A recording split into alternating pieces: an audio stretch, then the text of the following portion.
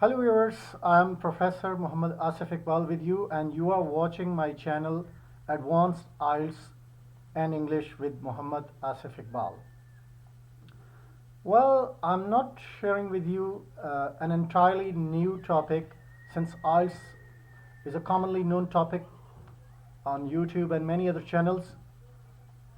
But I will request you to follow my lessons till the end so that you are able to decide the distinctive feature of my content and particularly my approach of teaching.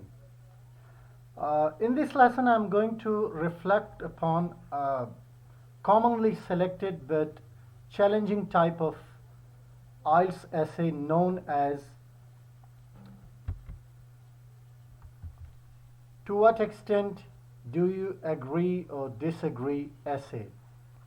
Well, generally a disagree or disagree essay, but here it's a little bit different what we are going to discuss in today's lesson. All right. The topics we are going to cover in the first phase of this video are as follows. First of all, we will discuss the sample question card and the sample essay. To what extent do you agree or disagree? Then we will move to how to decide if you agree or disagree with the statement. Thirdly, we will move to analyzing the extent of agreement or disagreement. And we will also look at the selection of ideas and generation of ideas. So without further waffling, let's move ahead to the details of the lesson. Well, this is how you get the question card in IELTS essay. Now we have a topic here. Some people who have been in prison become good citizens later, and it's often argued that these are the best people to talk to teenagers about the dangers of committing a crime. Now this is a problem, a statement given to you, and you are supposed to answer this problem. To what extent do you agree or disagree? At least 250 words. All right, this is what we call the question card. Now, the first thing you need to bear in mind is to understand what the question card asks you to do. This is of prime importance. All right. Now here you have to understand, to agree or disagree question asks you to clearly determine if you agree or disagree. You have to go either way. All right. And also you are required to determine the extent or the degree of agreement or disagreement. Now this is where the students are confused to some extent.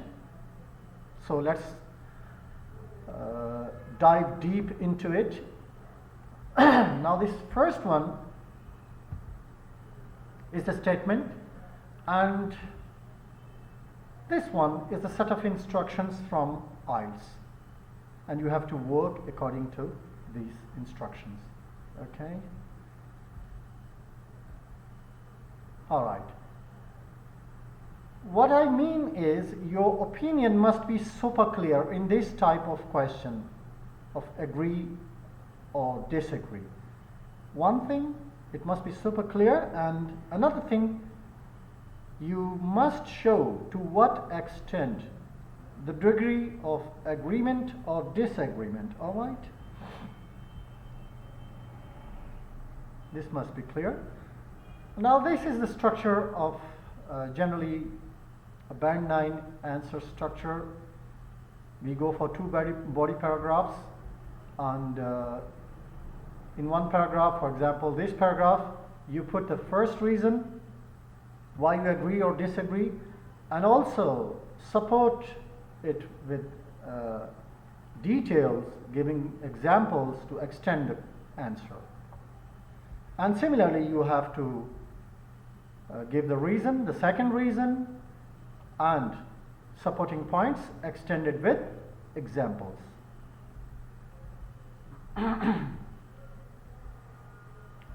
Now you have two possible options. You can either agree or you can disagree. How? To what extent you agree with the topic, or to what extent you disagree with the topic. This way or this way. All right? Now, analyzing your opinion. If the question is to what extent do you agree or disagree, it means this is where the students are confused and they are misled while writing. It means, do you agree with all the sentence, all the statement given to you? Or is there something you don't agree with? Sorry. Or do you agree with most of it? Okay. So these three cases are there. You have to decide what you have in mind according to the number of points and the logic you have in mind. All right. Now, if you completely agree or completely disagree, follow exactly the style of agree-disagree model with a super partial opinion. Now, what does it mean? Super partial opinion means you have to you have to be clear on whether you agree or you disagree. All right? Note these keywords I have given in red color. Okay, if you partly agree and partly disagree, make the extent or the degree of it super clear, not only in body paragraphs showing the weightage of supporting ideas, but also in your thesis, statement, and conclusion. Okay, in both these parts, not only in body paragraphs. Okay, point 4, in your thesis, you should include adverbs to answer to what extent you have to show. Don't forget. Here are some possible ways to answer the question. I totally or I completely agree if there is no disagreement, and if you have disagreement, I totally disagree, or I completely disagree if there is no agreement. All right? Or I mostly agree or I mostly disagree. Now, mostly probably it's more than 50%. It can be 60, 70, 80 or above. Or I partly agree or partially agree, that is around 40% or even 50%. So you must show these adverbs, okay? Then coming to choosing your opinion. Well, does your opinion affect your score? What do you think? I'm afraid no. Okay? You are free to give your opinion. There's no restriction on that. All right. What to do when you are torn between two opinions, like you are unable to decide which way to go, whether to agree or to disagree? All right. Select the opinion you have more supporting points for. Well, that makes sense and that's logical too. All right. And supporting point, supporting idea, what we call, like it is equal to your explanation of why you chose that particular opinion. So make sure you're clear on that and you have supporting ideas on that. All right. So this is what you have to keep in mind, what I have discussed in today's lesson. I will just take a review, a quick review of all the points I have discussed with you right from the beginning. Just a quick review.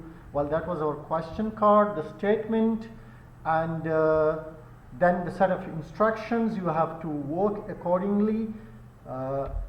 Understanding this, these set of instruction is of prime importance, and the thing in this type of, particularly in this type of question, is that you must be, your opinion on agreement or disagreement must be super clear, all right? And secondly, you must show the extent of agreement or disagreement, okay?